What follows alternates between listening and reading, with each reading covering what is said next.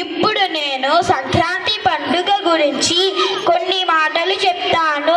సంక్రాంతి పండుగను హిందువులు జరుపుకుంటారు. ఇది 3 రోజుల పండుగ.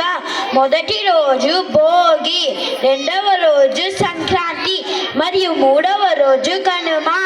భోగి రోజు తెల్లవారక ముందే లేచి భోగి మంటలు వెలిగిస్తారు.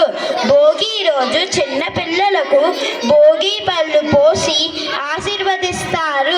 రెండవ రోజు సంక్రాంతి నాడు పాలు పొంగించి దానితో మిఠాయిలు తయారు చేస్తారు.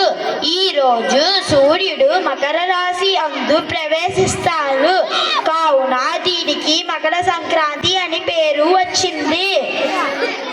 పండుగ రోజు ముగ్గులు వేసి గొబ్బెమ్మలు పెడతారు. గొబ్బిళ్లతో ఇంటి ముందరి భాగాన్ని అలంకరించి హరిని కీర్తించే భక్తులకు శ్రీకృష్ణుడే హరిదాసు రూపంలో వస్తాడని నమ్మకం. 3వ రోజు కనుమ.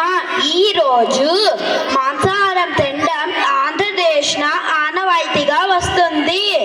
పండుగ రోజు గాలిపటాలు ఎగురవేస్తారు. సంక్రాంతి పండుగ పిల్లలందరికీ చాలా ప్రీతికరమైన పండుగ. ధన్యవాదాలు.